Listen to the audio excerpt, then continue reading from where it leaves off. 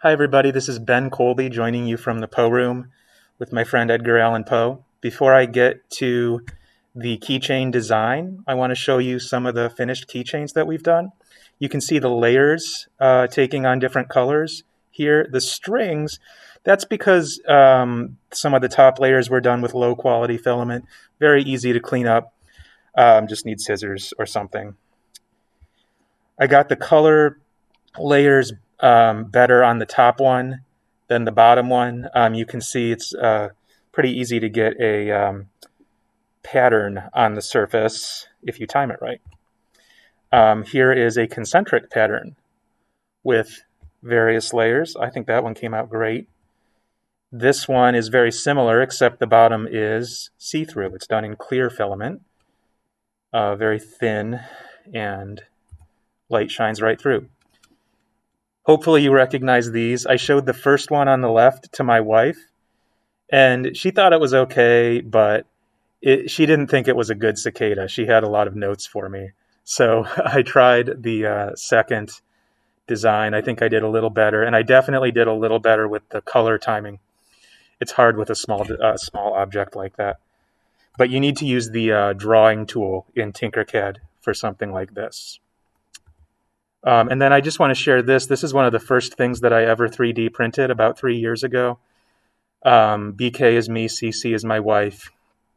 And I offered this to her and she never carried it around. She's not a keychain person. Without further ado, here's the video. Hi, everybody. This is Ben Colby, teen librarian from Enoch Pratt. And today we're going to talk about keychains. This is a beginner level video. Here I am in Tinkercad, Tinkercad.com. When you get here, you'll have to create an account. But once you do, you will have your dashboard available. You can always get back to your dashboard by clicking the rainbow icon in the top left. But I'm just going to create a new design to get started. Keychains are kind of a classic thing that a lot of people start with in terms of CAD and 3D design. I'm just going to show you a few versions of it. I'm going to start with a box, which I just dragged right over onto my work plane.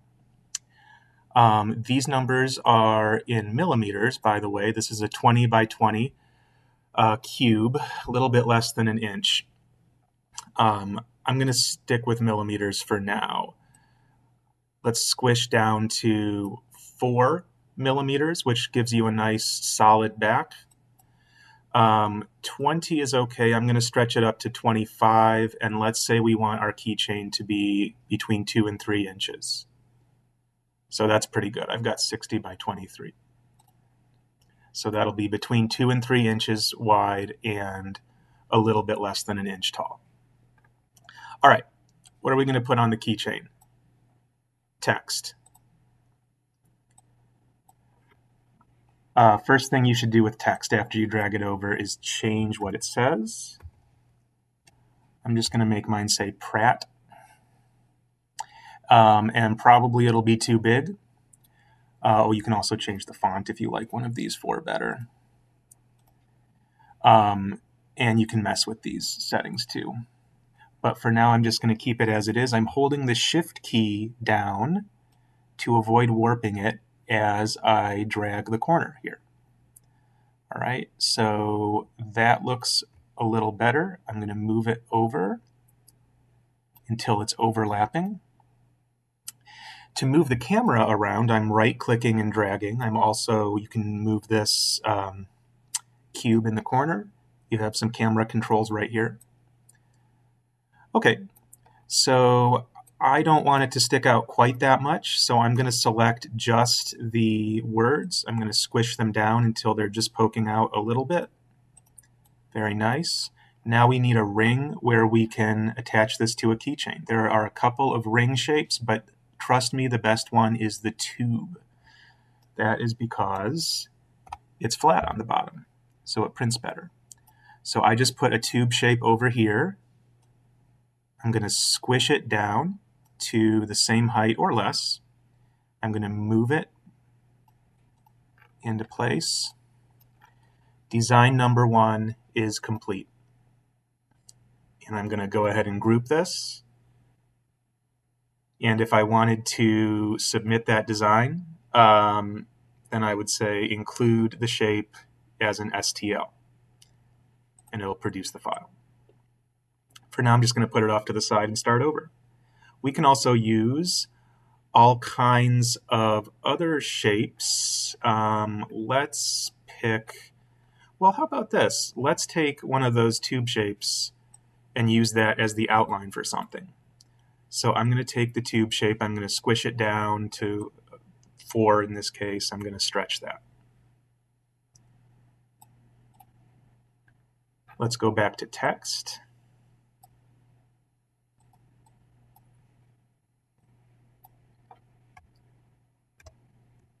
And I can, you know what, let's do something weird here.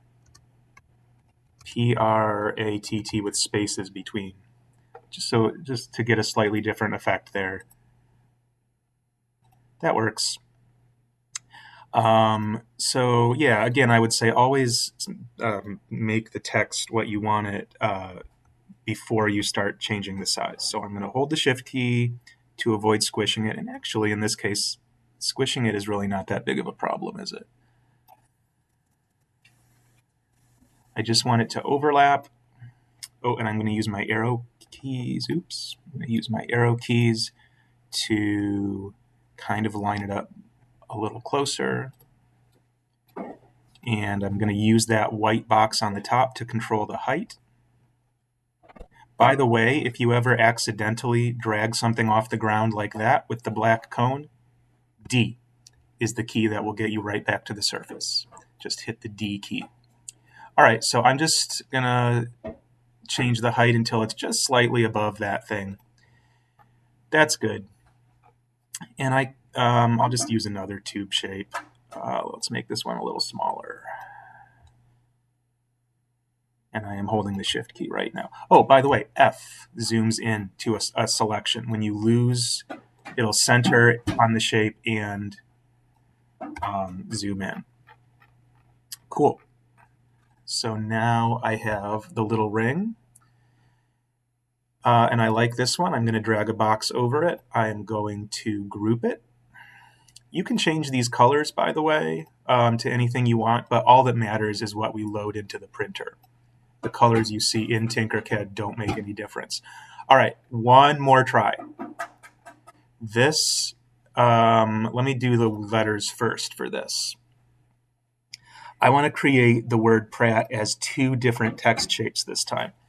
And this one, the first one is going to say P, let's give it 2 spaces, see how that looks.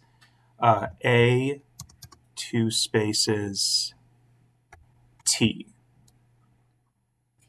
Maybe you see where I'm going with this. What I'm going to do is now shrink that down to a reasonable size.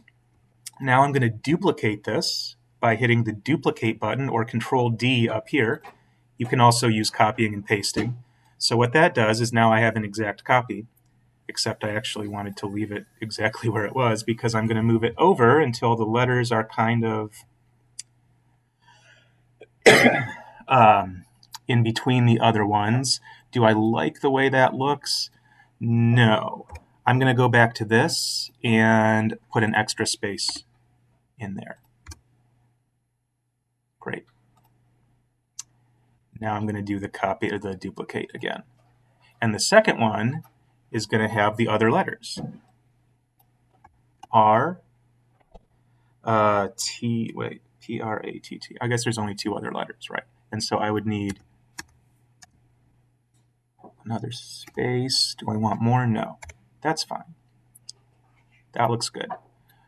So it looks like one word, but it's actually 2 different shapes. Why would I want to do this instead of just doing it all at once? Well, the reason is I can change the height now of just some of the shapes. So I'm going to take this one down to, let's say, 3, and I'm going to take this one with the 3 letters down to, I don't know, 4 or 5, let's say 5. And now, during the printing process, I can get different colors on these layers. So let's just make sure we hold all this together with any kind of shape. It does not matter too much. Let's get weird and try the torus. I'm going to just shrink it down first until it's, yeah, I'm hitting the F key to zoom in. You just have to make sure that it is smaller than your smallest shape, or, you know, flatter than your flattest one, if you want to think of it that way. Cool. So now I'm going to line it up on the side. I'm going to grab the edge and stretch it. That's pretty good. Like a little stretched out donut. And that should print pretty well. There's nothing holding up some of these things, but they're close enough to the stuff that is flat on the ground that it probably won't be an issue. Cool. And so this, I'm just going to go ahead and add that standard tube shape to it, and let's put it on this side this time. Oop, and I'm going to shrink it down. Actually, it does not matter if you warp it. And make sure that it's overlapping enough that there's no chance of it like cracking off. Keep in mind this is hard plastic that might crack. I love it. This is a very nice little keychain that we can put multiple colors on. So I'm grouping that. And in the next video, we will kick this concept up a notch until to make these things a little larger, and maybe we can make some wall hanging.